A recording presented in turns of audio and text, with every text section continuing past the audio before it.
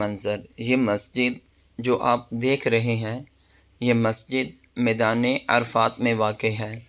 نبی کریم صلی اللہ تعالی علیہ وآلہ وسلم نے یہاں حجۃ الوداع کا خطبہ دیا تھا، اس لیے یہ مسجد تاریخی اور دینی طور پر بہت اہم ہے۔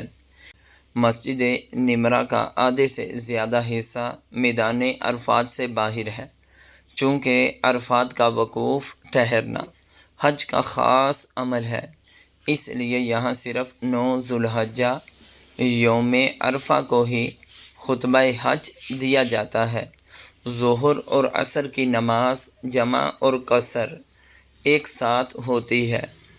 عصر اور ظہر کی نماز کے لیے ایک اذان ہوتی ہے، دونوں کے لیے الگ الگ اقامت ہوتی ہے۔ ظہر اور عصر کی نماز کی 4 کی بجائے 2 رکعات پڑھی جاتی ہیں۔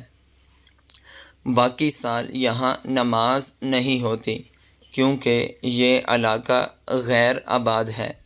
یہ مسجد مخصوص دن اور مخصوص مقصد کے لیے ہے، یعنی مخصوص دن یوم عرفہ، مخصوص مقصد عرفہ کے دن حج کے خطبے کے لیے ہے، اور مسجد نمرہ کا صرف پچھلا حصہ عرفات کی حدود میں آتا ہے، جو آگے کا بڑا حصہ عرفات سے باہر ہے۔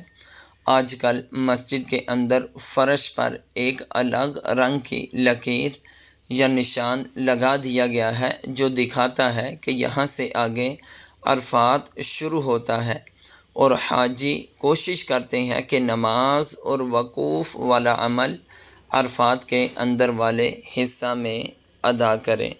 اگر معلومات اچھی لگی ہو تو ویڈیو کو لائک اور چینل کو ضرور سبسکرائب کیجئے گا اور دوسروں تک ضرور شیئر کیجئے گا۔ السلام علیکم ورحمۃ اللہ۔